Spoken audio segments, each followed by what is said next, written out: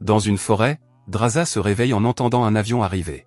Elle prépare son armée, dès qu'un homme descend de l'avion, elle lui tire une balle dans la tête. L'ancien marine Levi se réveille d'un cauchemar et décide de se rafraîchir les idées en se reposant sur la plage. Le matin, il reçoit un message lui disant de se rendre à la base des marines. Plus tard, Levi rencontre l'agent Bartholomew. Elle sait qu'il a une brillante carrière de tireur d'élite et qu'il n'a ni famille ni amis, alors elle est là pour lui proposer un travail. En Lituanie, Draza retrouve son père au cimetière pour l'anniversaire de la mort de sa mère. Son père a récemment découvert qu'il était trop tard pour soigner son cancer, alors il annonce que s'il n'est pas mort le 14 février, il s'éliminera lui-même pour pouvoir enfin rejoindre sa femme à la Saint-Valentin. En septembre, Levi se réveille dans un avion après un sommeil induit par l'anesthésie. Il demande à un soldat où il se trouve, mais elle n'est pas autorisée à le dire. Elle prend tous ses effets personnels et lui dit qu'ils sont sur le point d'atteindre une zone d'exclusion aérienne. Il devra sauter et parcourir le reste du chemin à pied jusqu'à destination. Finalement, Levi atteint le bord d'une énorme gorge. Il y rencontre le soldat JD, qui est ici depuis 1 an et ne sait pas où il se trouve.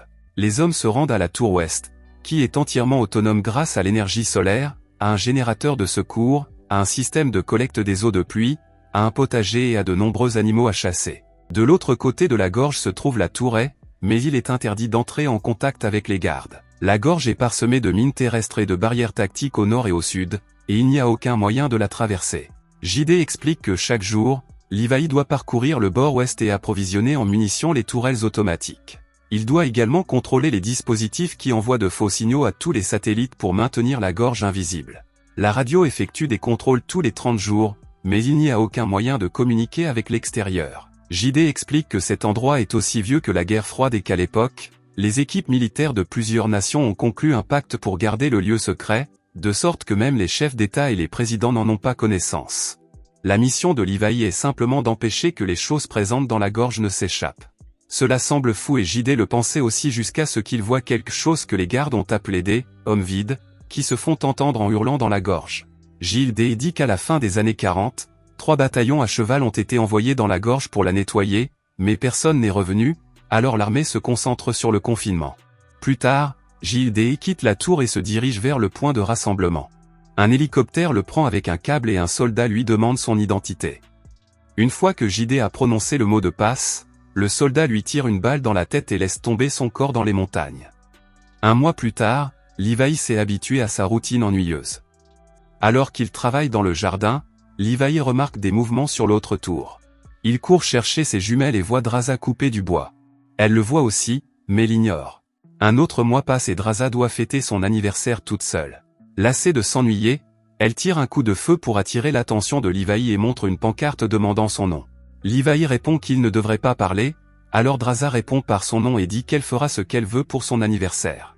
Levi, amusé, lève un verre pour porter un toast. Cependant, leur moment est interrompu lorsqu'il remarque quelque chose qui bouge dans la gorge. Lorsque Levi regarde en bas, il voit d'étranges créatures grimper sur son côté de la paroi de la gorge.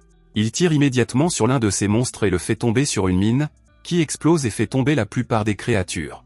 Il y a encore quelques créatures qui grimpent, alors Levi continue à tirer et Draza l'aide. Quand il pense que c'est fini, une créature atteint le balcon de Draza, qui lui tire dessus à plusieurs reprises avant de la repousser. Puis les monstres commencent à escalader le mur de son côté et ils doivent à nouveau travailler ensemble pour les arrêter. Une autre créature tombe sur une mine et une nouvelle explosion se produit, projetant un morceau de métal et blessant Draza à l'épaule. Ensuite, les créatures commencent à grimper sur les 2 murs en même temps, alors Levi et Draza activent d'autres mines en renfort, tuant cette fois-ci efficacement les monstres. Le matin, Draza soigne ses blessures et dit à Levi que c'était son meilleur anniversaire. Puis il descend pour réparer tous les dégâts et remplacer les mines. Soudain, une drone sort de la gorge et s'envole. En décembre, Levi installe un tas de lumière autour d'un arbre dans la forêt pour simuler un sapin de Noël, et met également un panneau pour Draza. À partir de ce moment, ils commencent à partager de nombreuses activités ensemble, comme faire des bonhommes de neige avec les noms des autres, jouer aux échecs et jouer du tambour avec des casseroles. Le 14 février, Levi voit Draza pleurer devant une photo de famille. Elle lui dit qu'elle a eu une journée difficile et qu'elle aimerait qu'il soit là avec elle. Utilisant tous les outils de l'armurerie, Levi construit un engin spécial et tire une fusée à travers la gorge, qui se coince sur un arbre. Un incendie se déclare également, mais Draza court pour l'éteindre et remarque qu'une corde est attachée à la fusée. Elle attache fermement la corde à l'arbre et Levi glisse le long de la corde pour traverser la gorge, mais reste bloqué à mi-chemin. Il atteint bientôt la tour de Draza et lui donne des fleurs. Pendant le dîner, ils discutent de leurs expériences de mercenaires. Puis ils dansent ensemble et finissent par faire un peu de cardio après tant de mois. Le matin, Levi commence à glisser sur la corde pour retourner à sa tour. À ce moment-là, les hommes vides apparaissent sur son mur et font exploser une mine, provoquant une énorme explosion qui rompt la corde. Levi commence à tomber et ouvre immédiatement son parachute tandis que Draza se précipite dans son armurerie pour prendre un tas d'armes et un parachute. Elle saute dans la gorge et après quelques kilomètres de chute, elle atterrit dans une rivière. À la surface, son parachute se coince sur un rocher, et Draza doit le couper. La rivière continue de pousser Draza, alors elle s'accroche aux racines de quelques arbres pour atteindre la terre ferme. Pendant ce temps, Levi s'est évanoui et pend à un arbre. Soudain, une branche se met à bouger, révélant qu'il s'agit d'un monstre. Lorsque le monstre s'approche de Levi, celui-ci se réveille et commence à lui tirer dessus tout en démêlant les cordes de l'arbre. Il tombe sur ce qui ressemble à de la boue, mais la substance adhésive commence à bouger car il s'agit en réalité de la bouche d'un autre monstre. La substance emprisonne Levi alors que la bouche commence lentement à se refermer. Heureusement, Draza entend les coups de feu et arrive pour ouvrir le feu sur la créature, sauvant Levi juste à temps. Les deux commencent à se diriger vers le mur pour trouver la corde. Soudain, ils entendent un cri avant que deux hommes creux n'apparaissent sur des chevaux qui semblent aussi être des arbres. Les monstres les attaquent avec des épées et l'un d'eux saute même du cheval pour sauter sur Draza, mais ils parviennent à les repousser. Comme les murs sont trop hauts pour être escaladés, ils sont bloqués là. Ils pensent qu'ils devraient suivre la rivière car elle doit se jeter quelque part. Levi examine de plus près la créature qu'il a tuée et découvre une très vieille tenue militaire. Cela signifie que les hommes creux sont les militaires disparus il y a des années. Ils finissent par trouver une ville abandonnée où tous les bâtiments sont recouverts de plantes mutantes. Ils sentent que d'autres monstres arrivent, alors ils décident de se cacher dans une église, où ils trouvent des squelettes sur les chaises. Levi sent une odeur de cyanure, ce qui signifie que ces personnes se sont suicidées parce qu'elles ne supportaient plus de vivre à cet endroit. Soudain, Draza voit une énorme araignée qui lui saute dessus pour l'attaquer. Bientôt, de nombreuses araignées les entourent et toutes deux continuent à tirer pour en tuer le plus possible. Ils commencent à se diriger vers la porte, mais à ce moment-là, des hommes vides font irruption. Draza commence à frapper la tête d'une créature sur une table et la projette au loin. Levi doit combattre certaines créatures de près et, après quelques difficultés, parvient à les tuer. Puis Draza lance une grenade contre le mur pour créer un énorme trou qui leur permet de s'échapper. Ils courent à travers la forêt et décident de s'approcher du mur. Ils trouvent une vieille porte et entrent pour découvrir un laboratoire militaire. Levi trouve une vidéo d'un scientifique qui explique qu'en 1946, cette communauté a été créée dans le cadre d'une coalition de nations top secrètes. Pendant les dernières années de la Seconde Guerre mondiale, ils ont travaillé à la création de missiles biochimiques. Cependant, 6 jours avant l'enregistrement de cette vidéo, un tremblement de terre a frappé la région et provoqué une fuite de produits chimiques.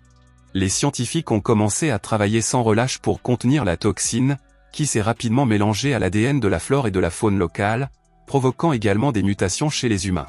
Heureusement, comme la base se trouvait dans la gorge, le toxique n'a jamais atteint le reste de l'humanité. Dans une autre pièce, ils trouvent un ordinateur datant de la fin des années 2000, ce qui signifie qu'ils ont poursuivi leurs expériences. Levi allume l'ordinateur et découvre que cet endroit appartient à Darklak, une société militaire privée. La drone qu'ils ont vue l'autre jour collectait des échantillons pour les expériences, et ils essaient probablement de créer des super soldats.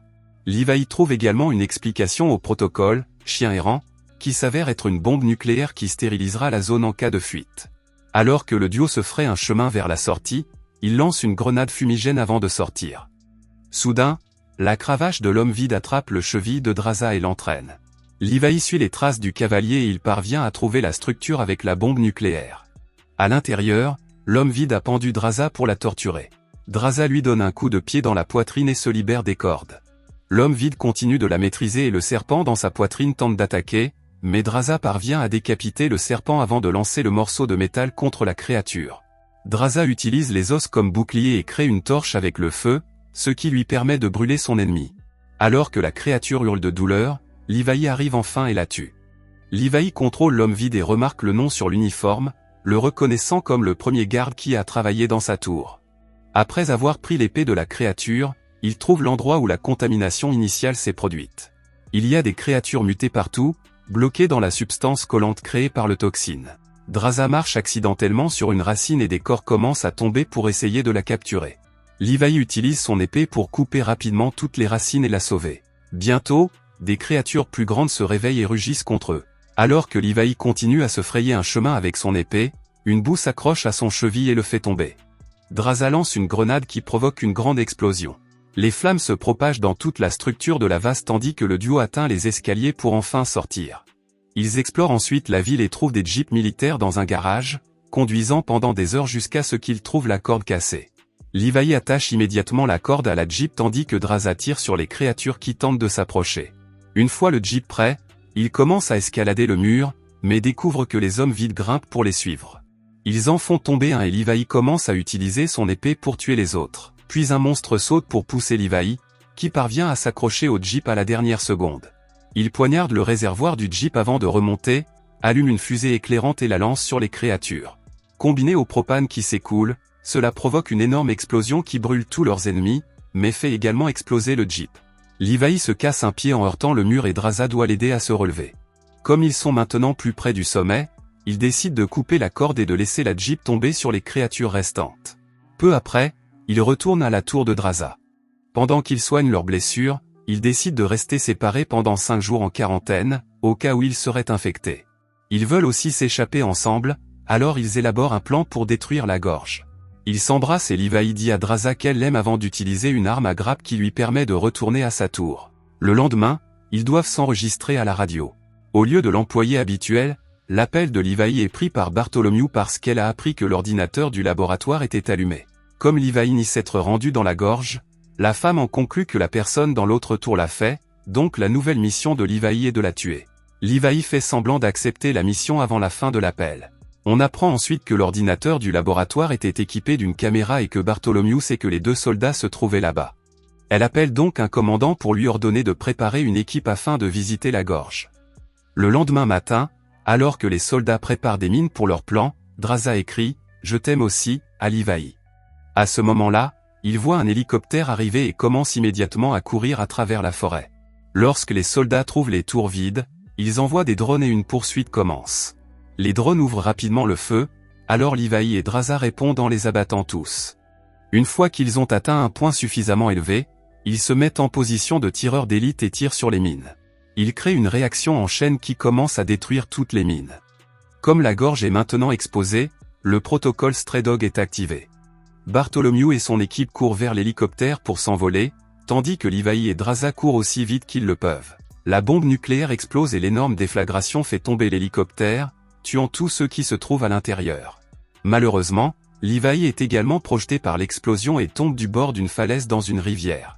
Draza parvient à s'échapper et se cache dans une grotte en attendant Levi. Après un mois sans nouvelles de son petit ami, Draza décide de partir. Quelque temps plus tard, en France, Draza travaille comme serveuse. Un jour, elle est choquée de trouver Levi assis à une table.